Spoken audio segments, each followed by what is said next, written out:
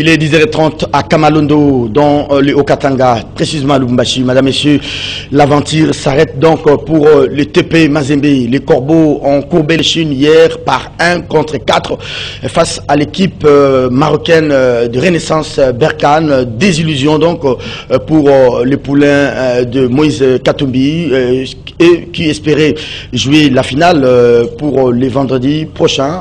Ça sera donc la partie remise. La finale se jouera donc au Nigeria entre l'équipe sud-africaine de Orlando Pirates et l'équipe marocaine de Renaissance Berkane. Victoire donc pour les coachs congolais Florent Ibenge qui était au niveau du banc des Rennais marocains. Le PPRD qui va se restructurer. Joseph Kabila a reçu différemment les membres de ses partis politiques, mais aussi certains alliés du FCC qui lui sont restés fidèles, comme Raymond Tshibanda Tunga Mulongo au PPRD. L'ancien président a reçu Chadari individuellement, Minakou, Jean Kimbunda, avant de s'envoler pour Lubumbashi. Joseph Kabila est arrivé à Lubumbashi hier pour prendre par active cette promesse qui se prépare, qui va réunir tous les leaders katangais déjà de demain, mardi 17 mai. Moïse Katumbi est rentré également. Il a pris son jet privé pour retourner la nuit à Lubumbashi. Lui aussi attend participer à cette réunion dite de réconciliation entre leaders katangais. Quel est l'enjeu de cette réunion? On va tenter de supputer sur cette question. Est-ce qu'il ne s'agit pas d'un problème qui concerne individuellement Joseph Kabila et Moïse Katumbi? Est-ce qu'il y a réellement division au sein des Katangais? Il n'y a pas longtemps, le président de la République venait donc de clôturer les assises sur la réconciliation kassayo-katangaise. On va en parler également dans cette émission. La loi électorale, elle est sous examen au niveau de la commission PAJ, mais c'est elle qui continue à diviser la classe politique. Mbata et ses collègues n'ont plus que 6 ou 7 jours pour pouvoir transmettre leur copie à la plénière qui va l'adopter article par article. Quelle réforme pour quelle élection demain? C'est la question que je vais poser à Yves Bouya, Dienit Kaninda et Edmond Izuba. Pour l'instant, place au sport avec Junior Dinanga qui fait encore sa deuxième participation à cette émission. Caribou Kiosque, bienvenue. Merci Serge. L'aventure s'arrête pour le TP. Malheureusement, et puis avec un très mauvais score concédé lors du match retour. Un très mauvais score dû évidemment à une très mauvaise lecture du technicien de Tout-Puissant Mazembe, les coachs du match qui n'a pas su mettre un système tactique pour contenir toutes les velléités de cette formation, de la Renaissance des... Et pourtant Mazembe a fait douter Renaissance. À 65 minutes, la 65e minute, Mazembe était déjà, je vais dire le Congolais était déjà qualifié en finale. Mazembe courait déjà pour composter son ticket pour la finale. À 65e minute, c'était les dénouement de cette rencontre, le carton rouge qui est venu suite à l'immaturité du joueur. Parce que le joueur, je l'ai dit, Mouepé avait déjà écopé d'un carton jaune en première mi-temps. Et donc, il pouvait jouer avec beaucoup de prudence. Pendant que l'attaquant n'avait plus le ballon. Surtout que ce n'était même pas ça, c'était sa réaction sur l'arbitre. Et puis c'était clair, le ballon avait franchi la ligne de fond. C'est bête. Et donc il y avait corner pour cette formation. Alors donc il ne pouvait pas réagir aussi longtemps, une réaction musclée d'ailleurs aussi longtemps qu'il avait déjà un carton jaune et surtout aussi que l'arbitre avait déjà posé des actes qui poussaient les Congolais à comprendre que c'était un arbitre kamikaze. Donc on a poussé les joueurs à la nervosité. Tout à fait. Jouer contre le Marocain, Serge, les gens doivent savoir qu'il faut faire très attention parce que les Marocains, c'est l'argent. Les Marocains, c'est la première fédération actuellement dans la nomenclature de la CAF qui a un budget consistant. Et donc, quand on joue contre cette formation, il faut faire attention à des petites choses, à des petits détails. Et donc, c'est ce qui a manqué un peu à notre staff technique. On a coupé ces cartons rouges, je vais dire, suite à cette immaturité. Déjà, le joueur, il a continué à discuter avec l'arbitre. Ça, ce sont des sanctions que la CAF ne va pas laisser passer, si et seulement si l'arbitre met ça dans son rapport. Et le fait aussi de doter sa vareuse pour les jeter sur l'aire de jeu, c'était une indiscipline. Et je crois que même le tout-puissant Mazembe, vu la notoriété de ces clubs, va sanctionner ce joueur-là pour l'acte posé. Deuxième chose, c'est qu'on a constaté que l'équipe Mazembe n'a pas bien préparé ce match-là. Parce que vous allez voir, déjà, nous, ici à Kinshasa, au Congo, nous jouons sur le gazon synthétique.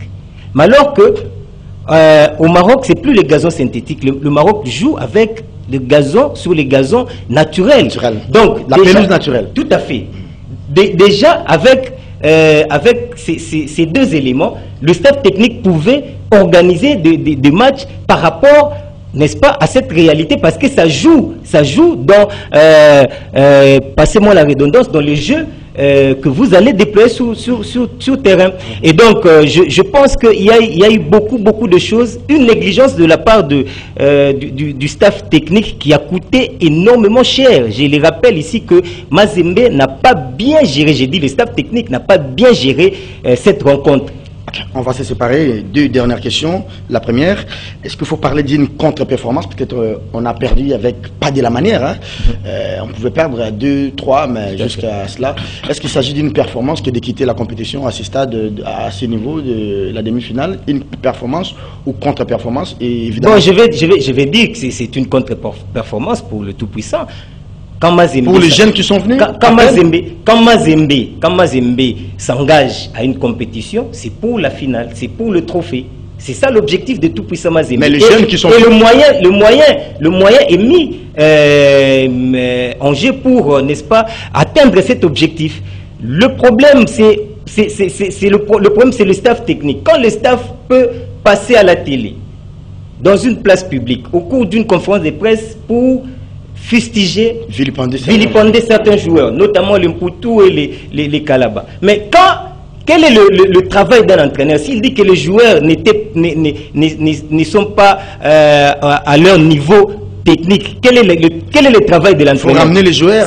C'est l'entraîneur qui ramène. Ça, nous ne sommes pas l'équipe nationale. Il faut garder ces problèmes dans les vestiaires. Dans les vestiaires, il faut gérer le problème dans les vestiaires. Puisque là, je me pose la question. Vous voyez un vieux comme Modric qui, en rien,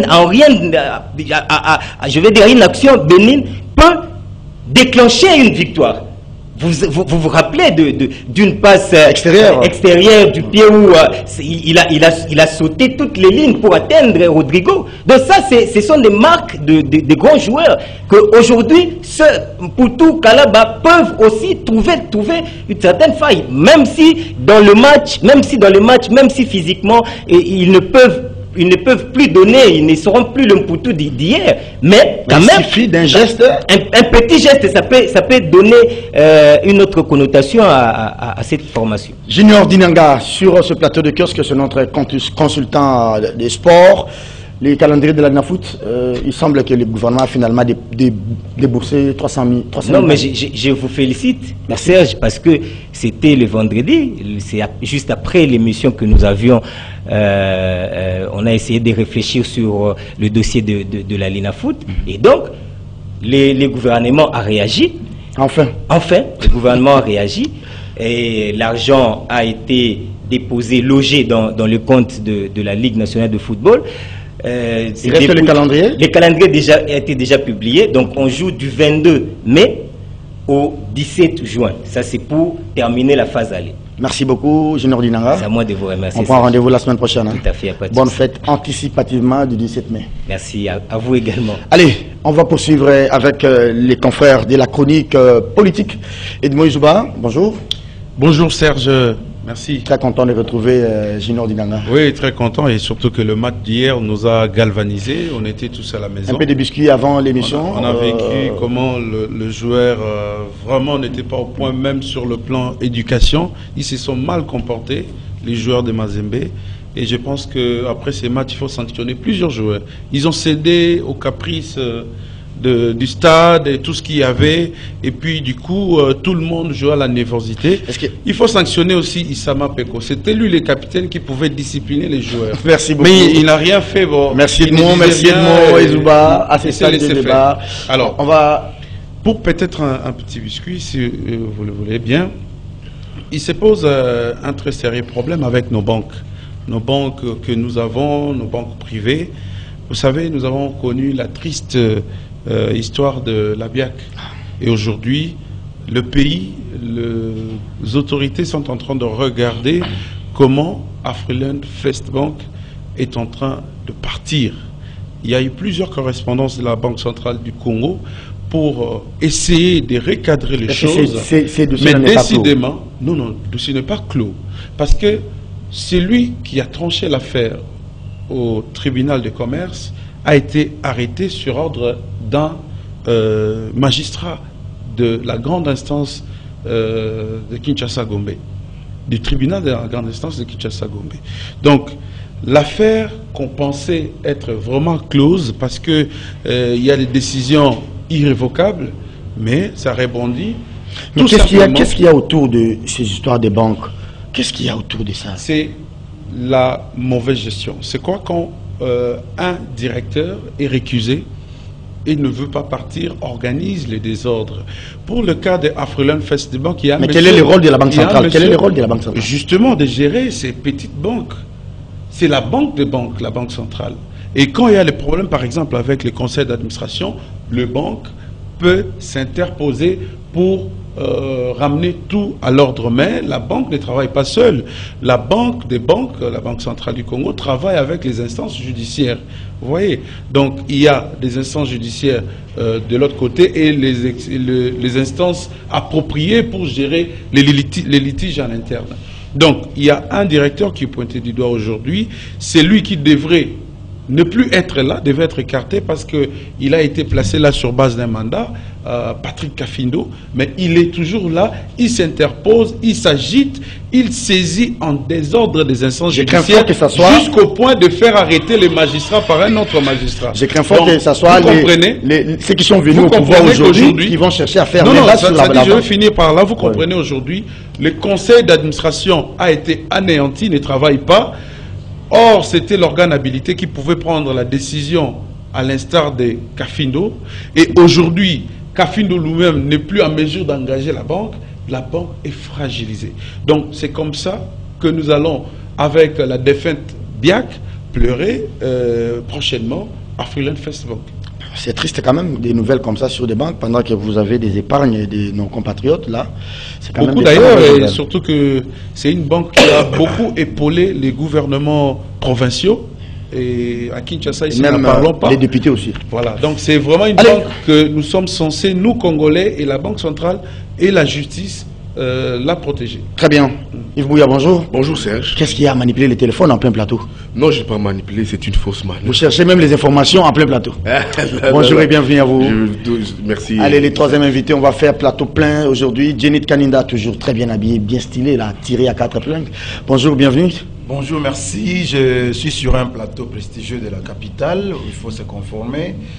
Mais je salue aussi mes co-débatteurs, Yves Bouya, avec qui on était très controversé Bouya ensemble sur un plateau le week-end. Oui, j'ai suivi les débats. Oui. On espère qu'aujourd'hui, il ne va plus transpirer. Non, aujourd'hui, il ne va pas transpirer. Allez, qu'est-ce qui se passe-t-il au PPRD? C'est l'éveillé d'âme. On se prépare pour les échéances à venir. On ne parle pas de la réunion du bureau politique, contrairement à ce qui a été annoncé par d'autres confrères. Des sources sûres nous renseignent que les chefs du parti avait reçu séparément les délégués du PPRD, mais aussi certains du FCC. On a commencé par Raymond Bandatungwa Mulongo, Chadari, et puis Minakou, Kimbuta, avant que Joseph Kabila puisse s'envoler hier nuit pour Lubumbashi. Moi, je vais plutôt dans le sens inverse. Est-ce que les partis politiques se préparent pour les élections? Okay. C'est ça ma préoccupation. Je me dis, on est à quelques quelques mois des élections. Mais bon, finalement, on observe qu'il y a une certaine léthargie ou une distraction dans le chef des responsables des partis politiques qui, jusqu'à aujourd'hui, ne nous ont pas présenté leur candidat, cher Serge. Que ce soit le PPRD, Ensemble pour la République, UDPS, SID, tous les partis politiques, aucun ne nous a présenté les candidats. Nous sommes à quelques mois des élections. Bon, je pense que les états-majors sont en train de travailler, j'espère bien. Kabila fait maintenant les retours politiques. Lorsque Kabila fait un retour politique, la bataille, selon moi, elle n'est pas du tout pour la présidentielle, selon mes analyses. J'estime que ce que fait Joseph Kabila aujourd'hui, il ne veut pas s'effacer de la scène. Hein. Il ne veut pas d'abord s'effacer de la scène, ça c'est de un, en tant que politique, mais aussi pour ses intérêts financiers. Mais il veut plutôt avoir une mainmise sur la prochaine législature. Alors, il faudrait en ce moment-là, comme on sait déjà qu'il est fort possible, fort probable que Tshisekedi rempile, il faudrait plutôt jouer à ce qui est prenable, c'est quoi? L'Assemblée nationale ou le Parlement. Mais pour y arriver, il faut voir quelles sont les alliances qui sont nouables en ce moment, et plus faciles, et plus directes, et qui peuvent donner des résultats sur le terrain. Et c'est comme ça que je comprends qu'ils peuvent mettre leur hypocrisie de côté, leurs intérêts égoïstes de côté, pour se mettre ensemble et arriver à barrer la route à la fois et à Tshisekedi et à Fayoulou. Est-ce que Kabila aujourd'hui, Yves Bouya, il est encore consommable? Est-ce qu'il est encore... il n'est pas avarié politiquement? Il peut aujourd'hui aligner les gens. Il y a des gens qui peuvent avoir les culots de venir, par exemple, chez moi à Kitambo. Moi, je viens pour le compte de Joseph Kabila. Vous allez me lire comme député de Joseph Kabila. Non, mais Serge, ce que nous devons retenir, nous avons un Kabila jusqu'à présent, comme l'a dit Dionyd, qui se recherche encore, qui veut revenir au pouvoir, mais il a plusieurs tableaux de bord sur lui. Oui. Il s'est dit, comment je peux revenir au pouvoir, ça sera quoi ma majorité de demain, et composer avec qui? C'est ça le vrai problème de Kabila. Il veut revenir, il sait que dans son rang, il n'y a pas de candidature aujourd'hui. Il veut avoir des garde-fous aussi. Hein? Oui, que les Congolais peuvent porter. Je ne vois pas aujourd'hui Kabila sortir notre Chadari. Même si sortait son épouse, on saura que c'est lui qui est derrière. Voilà. Maintenant, il faut jouer autour des enjeux et des alliances. C'est quoi ces enjeux, ces alliances? C'est la raison pour laquelle vous avez vu autour de vous cette grande messe des Katangais qui vivra, je pense, à partir de demain au Katanga sous la médiation de l'archevêque de Lubumbashi. Je pense que c'est Fulgence Mouteba. Alors, les invitations ont été lancées. Tous ces Katangais vont se retrouver. Vous avez dit que Kabila a quitté Kinshasa. Il est arrivé la nuit à depuis hier. Katumbi également a quitté Berkane depuis hier pour y participer. Alors, maintenant, qu'est-ce qu'on s'est dit? Est-ce que c'est vraiment une grande messe entre Katangais ou c'est une réconciliation? Que reste-t-il encore du PPRD? Non, le PPRD va exister autant que Kabila existera. Oui. C'est très normal. Alors moi je ne vois pas ça comme étant une réconciliation comme Katangais, non. Parce qu'on a des Katangais dans l'UDPS, on a des Katangais dans l'Union Sacrée. Les Katangais proches de Félix. Proches de Félix. Mais quand vous voyez ces Katangais qui... Dani Banza, de cabinet, voilà. Mais quand vous voyez ces déplacements... Bon, là c'est un leader par fonction. Quand vous voyez ces Katangais qui ont fait les déplacements de Lubumbashi, c'est des Katangais qui sont proches de Kabila et des Katangais qui sont proches de Félix Tshisekedi. Oui. Moi, j'apprends que avant... Proche de Moïse et de Kabila. Oui. Avant ces discussions, dans ces entrefaites, il y aura une réunion, un tête-à-tête entre Katumbi et Kabila. Parce que pour un tête-à-tête... Plus de 8 ans plus tard. Oui, 8 ans plus tard, il se dégage déjà une perspective. Ils se disent, oui, moi je suis là, moi je suis un leader politique, j'ai une formation politique, j'ai un rebond politique qui est le FCC et le PPRD, mais je n'ai pas une candidature comestible. Katumbi aujourd'hui est une candidature, même une menace sérieuse pour le pouvoir de Tshisekedi. Maintenant on s'est dit, après cette tête-à-tête, après ces discussions entre Kabila et Tshisekedi, est-ce qu'on peut arriver à un moment où, à la limite je ne confirme pas, c'est une analyse, les PPRD peuvent porter la candidature. Est-ce qu'il y a vraiment un problème entre Katangais? Non, le vrai problème, ce n'est pas le problème entre Katangais. les vrais problèmes, il faut aujourd'hui réconcilier Kabila avec Katumbi. C'est ça les vrais problèmes. Parce que Kabila a compris. Mais pour deux personnes, on va mobiliser si elle était. Non, c'est très important. Pas pour deux personnes. C'est des personnes aujourd'hui qui portent... Qu'est-ce qui les divise d'abord? Qu'est-ce qui les divise? Non, qu'est-ce que vous savez comment... Non, je n'en sais rien, je n'en sais rien. Katumbi est allé en exil ici. Ne m'attribue pas des Non, choses. sa métaphore des trois faux penalty. Nous les connaissons comment est-ce qu'il a été en exil ici.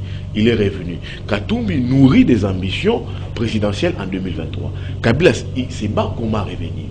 Alors, Kabila s'est dit, est-ce que je puis m'astropier à Katumbi ou je dois aller seul? Et je vous donne une information pour chuter. Moi, j'apprends qu'il y a déjà une tendance à l'international, une très forte tendance à l'international qui se dégage au profit de Katumbi. Et Kabila qui veut rentrer, et les mêmes, ces leaders politiques à l'international, les décideurs qui se disent, ah, toi tu veux rentrer, tu dois aujourd'hui voir comment discuter avec un Katumbi. Donc l'étoile... Mais c'est un Katangé qui a contrarié un autre Katangé. C'est Kabila qui a contrarié Moïse. C'est Kabila qui a contrarié, tu as dit maintenant, après 8 années, après 8 années, est-ce qu'ils peuvent se réconcilier? C'était une affaire de femmes ou une affaire d'argent? C'était quoi? Et puis pour chuter, l'information que je vous donne, cette réconciliation est à la demande de Kabila. Okay. Pour preuve, le congrès du PPRD, qui devrait vivre, je pense hier, a été reporté au mois de juin. Je prends que c'est pour les 30 jours. Je vais revenir à vous. Parce que Kabila a dit, il tient à cette histoire de Lubumbashi. Il a dit, post-poser d'abord ces congrès, que j'attende cette réconciliation moi et Katumbi et voir comment est-ce que nous allons avancer. Donc ça signifie quoi? Demain, comme s'ouvrira cette grande messe, attendons ces conclusions. Jean-Paul Kabila va glisser quelques mots après, au finish, à la fin de ces discussions, des échanges. Attendons voir ce que ça va donner. Et à la suite de ça, nous allons lever les très grandes, des fortes conclusions de cette messe. Vous allez intervenir sur la rencontre entre Katangé, mais d'abord à Edmond Izouba. Il faudrait un peu perdre New Look avec, comme on a vu, la restructuration, Jimmy Kitenge, Tchibin Serge. Ou bien il faut garder encore les Moussemena Gaston, il faut garder encore Chadari, même si sa tête ne plaît pas à tout le monde. Il y a des fortes dissensions, divisions internes au PPRD que Joseph Kabila est appelé à gérer. Moi je pense que, merci d'abord pour cette question, il y a de très sérieux problèmes au PPRD. Pourquoi? Parce que... C'est un parti né dans les affaires. Un parti connaît un échec, il faut faire une autopsie profonde même, je dirais même sans complaisance, pour changer et mettre les personnes qu'il faut. Et pour ça, au PPRD, ils n'ont jamais fait ça. C'est toujours Chadari. Chadari, c'est qui? C'est la personne qui a échoué aux élections. Alors, il devait recevoir également la même sanction au parti. Qui est Kabila aujourd'hui? Est-ce que Kabila porte exactement le PPRD ou Kabila intervient parce qu'il voit que ses affaires sont en danger? Il faut voir la part des choses. Même Katumbi qui va embrasser Kabila, il va embrasser Kabila comme qui? Il faut distinguer la personne de Kabila. On a vu ici Kabila a été invité dans une cérémonie d'anniversaire au PPRD. Il n'a même pas chanté l'hymne du parti. Il ne connaît pas, il regardait comment les gens chantaient l'hymne du parti. Pas des cas de chasse. Mais est-ce que vous avez déjà vu Kabila porter même l'étoffe du PPRD? Ça s'est fait où? Moi, les personnes qui ont créé le PPRD m'ont dit, nous avons mis le PPRD aux côtés de Kabila pour qu'il y ait au moins une représentation politique. Mais Kabila n'a jamais porté le PPRD. On s'est retrouvé devant une situation comme ça, de 1+4, et qu'on devait aller aux élections. Il fallait faire porter Kabila à un parti. On a emballé un truc, et tout ça, bien sûr, le parti était fondé, je dirais, avant sa formation, parce qu'il y avait des piliers. Les gens qui ont travaillé, les professeurs d'université, qui ont posé des bonnes bases. Ils ont créé ce qu'on appelle les organes de base du parti, et puis après, Kabila est venu s'intéresser. Maintenant, aujourd'hui, nous avons vu la conduite du PPRD dans tous les désordres qu'il y avait. Est-ce que vous avez vu Kabila piper mot? Quand est-ce que Kabila a... Mais c'est de son intérêt. Pourquoi j'ai dit de son intérêt? Alors, Kabila, par rapport à tout ce qu'il a amassé comme moyen, par rapport à tout ce qu'il court comme danger, par rapport à tout ce qu'il y a comme enjeu à venir, Kabila, comme un leader, a besoin aussi d'une formation pour que demain, lors des grandes négociations politiques du pays, qu'il puisse avoir droit au chapitre. Non, ça dit Kabila, c'est une personnalité qui reste pour nous historique. Sur le plan politique, là, on n'en disconvient pas. c'est un des chefs d'État qui, à la limite, a cédé son fauteuil à un autre. L'alternance a eu lieu grâce à Kabila. Ça, c'est un mérite personnel et privé. Aujourd'hui, il est même sénateur à vie. Donc, il siège jamais. Aujourd'hui, il ne faut pas, à 100%, c'est ça ce que j'ai dit, il faut faire les distinguos, prendre le PPRD et mettre ça sur la tête de Kabila.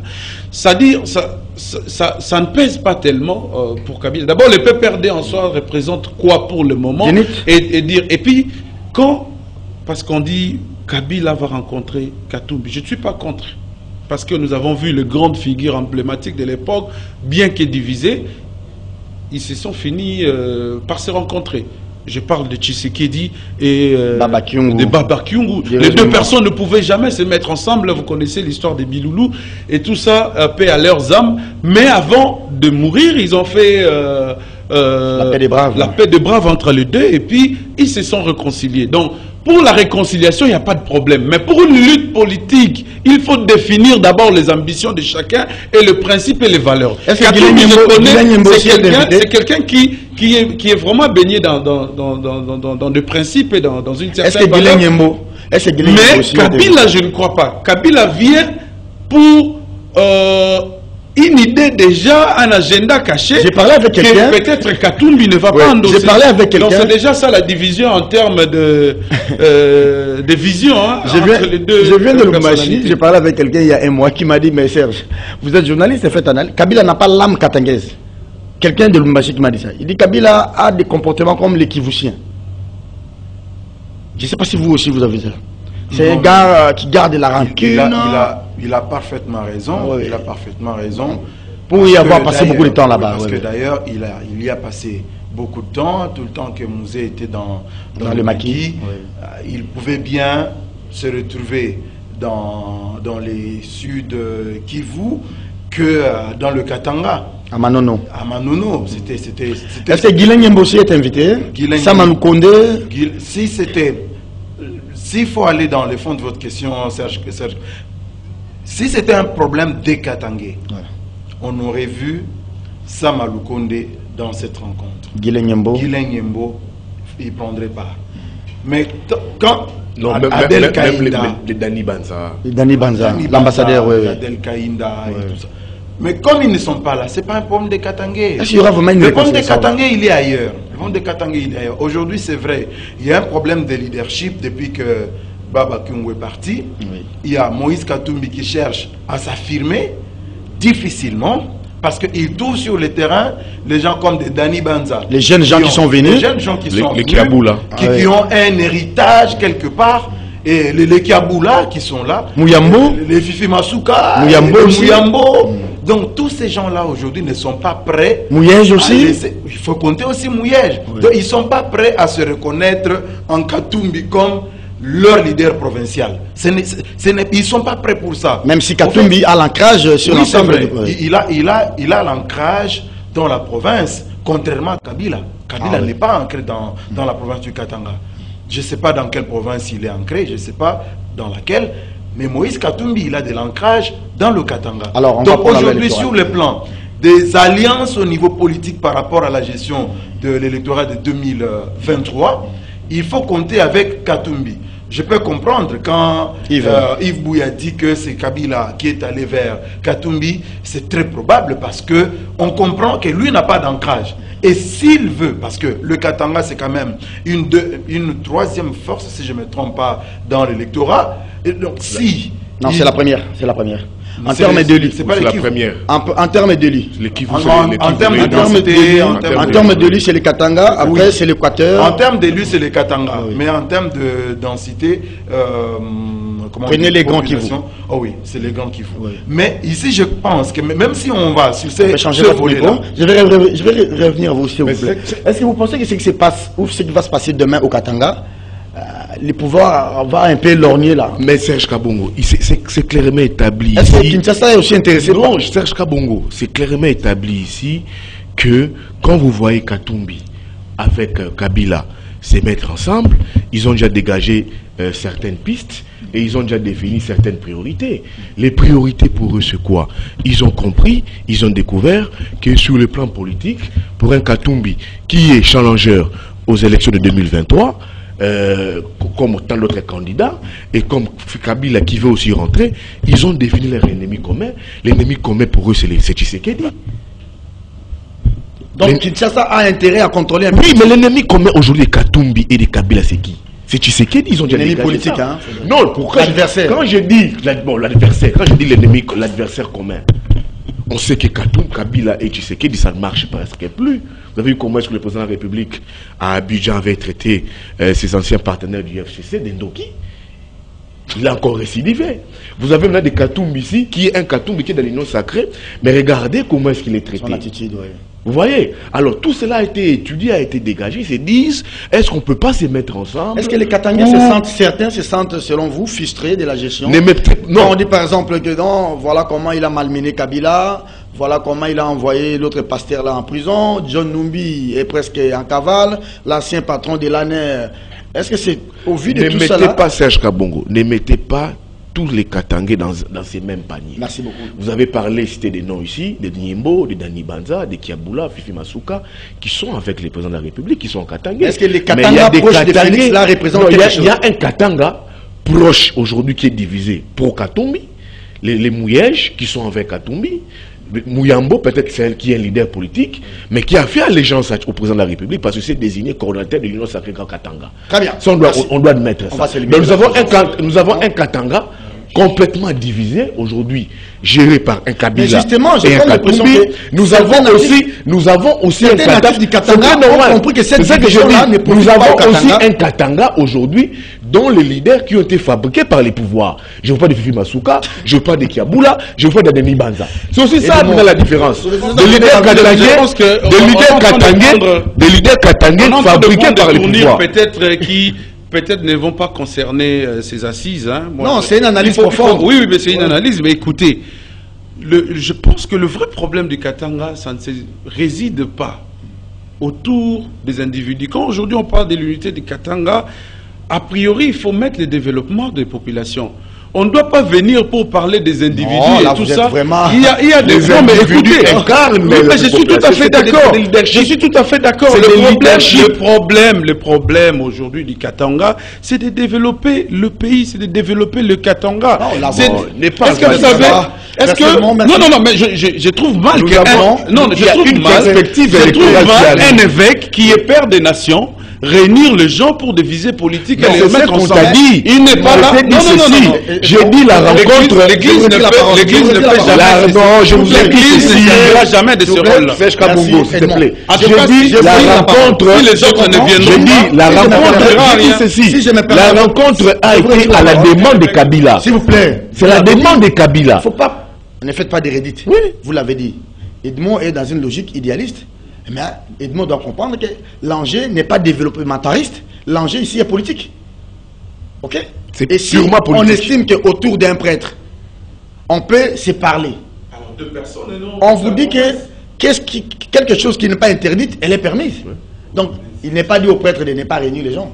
Donc, je comprends que vous êtes un peu idéaliste en pensant qu'en principe, on devrait parler Katanga développement. Mais bien dommage, la politique nous lie toujours, mais c'est les Katanga politiques. Djenit Kaninda, la loi électorale à la PAJ, plus que 7 jours. Hein. Ouais. Il y a quand même des questions qui divisent. Je vais quand même vous lire 2-3 dispositions. Les rejets de l'interdiction des portés comme suppléants sous peine d'annulation de l'élection des parents en ligne directe. Il y a par exemple cette disposition ici. Les rejets de l'institution d'un système transparent de gestion des résultats par leur traçabilité, segmentation et numérisation dans le cadre du Centre national de centralisation et de publication des résultats. Est-ce que la PAJ tiendra en compte ce qui a fait que le G13 puisse claquer la porte? Bon, je prendrai ça, mais mon micro avait un petit souci. Oui. J'aimerais juste dire que le problème n'est pas de développement comme le pense Edmond, parce que je ne vois pas quel est le projet commun de développement que peuvent implémenter ensemble Kabila et Katumbi. Non, Edmond a dit il voudrait bien que ça soit la question du développement. Même si on voit les prêtres dans la politique, même ici à Kinshasa, la Senko aujourd'hui c'est plus politique que développement. C'est un grand regroupement politique qui ne dit pas son nom. Donc, de ce fait-là, je crois même que les pasteurs, mon ami très politique aussi. peut bien rester dans les idées, mais ici, il faut être réaliste. Voilà. Alors, mais maintenant, par rapport aux options levées à l'Assemblée nationale... Cette réforme ne va pas plaire à tout le monde. Elle ne va pas plaire à tout le monde. Ouais. Ça c'est évident. Ça ne va pas arranger tout le monde. C'est évident, Serge Kabongo. Mais regardez, est-ce que les bureaux de vote publient les résultats? Moi, je dis non. Les bureaux de vote ne peuvent pas publier les résultats. Les bureaux de vote affichent. Ils affichent. Voilà. Ils affichent. Il y a un travail qui doit se faire au niveau technique. Parce qu'il y a des paramètres qui ne peuvent pas être pris en compte par un bureau de vote. Dites-moi, quand vous parlez par exemple de cette question des seuils, quand vous parlez de toutes les équations qu'on met en place pour créer des équilibres autour des résultats des élections, est-ce que ça peut être fait au niveau des bureaux? J'ai dit non. Donc les bureaux affichent des résultats. Mais moi j'aime le fait que... Le temps d'afficher pose problème, Djenit. Comment 10 jours? C'est là où les sceptiques trouvent des arguments pour dire, dans les 10 jours, ça peut occasionner le bourrage d'urne, ça peut occasionner la fraude électorale. Pourquoi ne pas afficher pour un bureau et pour un centre de vote, aussitôt les opérations terminées, les PV signés, et on affiche? Serge Kabongo, une seule chose. Moi, je crois que nous, Congolais, nous aimons bien compliquer les choses faciles. Dis-moi, par quel mécanisme? Moi, je suis candidat à Funa. J'ai des témoins. Vous le savez? Ça, c'est l'avenir qui nous le dira. Oui. J'ai des témoins dans tous les bureaux de vote. J'ai des témoins. Vous êtes censé avoir des témoins. Bon, je suis censé avoir des témoins. Mais l'idéal, c'est que j'ai des témoins, un témoin minimum dans chaque bureau. Mon témoin me renseigne sur mon score. Il a signé des PV. Bon, dites-moi, comment est-ce que je peux manquer d'arguments devant le juge contentieux pour pouvoir défendre mon élection? Donc, le vrai problème, il est ailleurs. Les politiciens ou ceux qui veulent compétir ne veulent pas s'organiser. Moi, je pense que c'est maintenant qu'ils doivent s'organiser, à avoir des témoins sur l'ensemble du pays. Avoir des candidats, oui. Mais quels que soient les mécanismes mis en place par le pouvoir en place, en vue de tricher. Mais si vous avez vos témoins, quelle était la grande difficulté de Martin Fayulu, le président Martin Fayulu? C'était le fait de n'avoir pas brandi des preuves, d'avoir manqué les preuves. Il est resté là en disant, Mama F. Bazaïba avait dit, nous avons tous les PV. Lui comptait sur Mama F. Bazaïba. Et il comptait aussi sur l'église catholique. La Senko. Alors que lui-même devait s'organiser. Il a perdu tout le temps de pouvoir s'organiser pour mettre en place un vrai bureau de contrôle électoral personnel dans les discussions, pas de machine à voter, et ainsi de suite. Donc, moi, je crois que tout ça, c'est un faux débat. Les réformes qui sont apportées par le groupe de 13, je ne sais pas aujourd'hui, ils sont à 2 ou à combien, c'est déjà pris à bras le corps par l'ensemble des députés nationaux qui sont en train d'étudier, et la commission PAJ va en définitive amener à la plénière le texte qui sera voté article par article par les députés nationaux, y compris ceux de l'ECD et du FCC. Alors, je ne vois pas pourquoi on se plaint. On a peur de quoi? Merci beaucoup.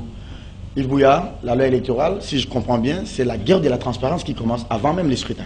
Mais Serge Kabongo, vous avez parlé de transparence. Mais est-ce que Djenit dit que ça va de la transparence? Ça n'a pas de la transparence. Lui-même dit, ici, il faut s'organiser. On peut s'organiser, mais s'il n'y a pas de transparence, il n'y a pas de vérité, on ne peut pas organiser les bonnes élections. Ça coûte quoi d'afficher? Bien que ces résultats iront auprès de, je crois, à la CENI. Il faut d'abord afficher. Mais les 10 jours là, c'est quand même trop. Oui, mais non, il faut quand même afficher. C'est très important. Mais pas regardez ce que Nanga nous a fait en 2018. Il y a des candidats ici qui ont manqué de, que je dis, des seuils? Non, pas des seuils, de quoi? Des PV. C'était organisé, c'était fait à dessein. Donc vous voulez qu'en 2023 qu'on arrive, qu'on voit un Denis Kadhabi qui arrive, tu sais qu'il dit 2 millions de voix, Fayoulou 5 millions de voix, et je dois réaliser les yeux. Non, on refuse ça, la transparence. Pourquoi tu dis qu'il dit 2 millions et Fayoulou 5 millions? Pourquoi pas l'inverse? Non, je ne confirme pas. Même l'exemple là, c'est pas. Non, je ne confirme pas. Ah, ok. C'est juste une analyse. Ah, ok. Je n'ai rien confirmé. Ouais, oui. Vous voyez un peu. Et ça, on ne veut pas de ça. On se connaît bien dans ce pays. Non, nous ce que nous voulons, les gens, bien que les candidats peuvent s'organiser, ils peuvent avoir des témoins, mais il faut que cette transparence vienne de la CENI. Oui. C'est ça, c'est aussi très important. Que Dieu ne me dise pas ici qu'en 2018, des candidats ont manqué de témoins. Mais il y a des candidats avec témoins, qui ont eu des témoins, mais qui ont gagné, qui n'avaient pas de PV. Ils arrivent là, la CENI a fait ça sciemment de garder, de cacher des PV. Edmond, est-ce que ça c'est normal? C'est là, non, écoutez, ça tu vois, c'est encore notre débat. On peut tout dire. La vraie vérité, la vraie transparence doit d'abord venir de la CENI. Si la CENI affichait d'abord cette attitude, on dira oui, voilà, on peut aller. Pourquoi les parlementaires ont levé cette épée de Damoclès sur le président de la CENI en ce qui concerne la sanction, au cas où il ne publierait pas les résultats bureau de vote par bureau de vote? Mais Serge Kabongo, il faut les faire. On laisse les boulevards vides maintenant au président de la CENI. C'est ce que j'ai dit. Ça pose maintenant très sérieux. Ça se dit quoi? Avant la compilation, il peut publier déjà les résultats. Mais c'est ça qu'on aura les mêmes problèmes. Qu'est-ce que Nanga fait? Certains bureaux compilent les PV, les résultats, et on a vu Nanga publier les résultats. Ça posait un très sérieux problème. C'était au nom de quoi? Sur base de quelles statistiques? Sur base de quels résultats Nang avait publié ces résultats? C'est là où nous disons ici tout haut, refusons les hold-up électoraux de 2006, 2011, 2018. C'est encore mieux de faire bien. Dis-moi maintenant, cette élection, cette loi électorale, sera quelle crédibilité? Moi, Bouya, je refuse qu'on donne même à cette loi électorale le nom de Lokondo. Parce que Lokondo était crédible. Toi, vous n'êtes pas dépositaire. Non, écoutez, Lokondo a été crédible. Lokondo a été crédible. Cette loi électorale pose déjà problème. Ça crée une crédibilité quand vous avez déjà les FCC qui claquent la porte. Vous avez la Mouka qui claque la porte. Et vous dites, voilà, nous avons une loi. Les G13, à qui nous avions donné un brin d'espoir, c'est pour cette loi-là.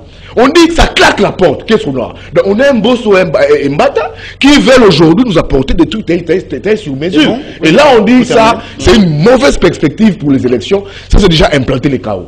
Edmond, vous pouvez départager les deux confrères? Oui, certainement, parce que...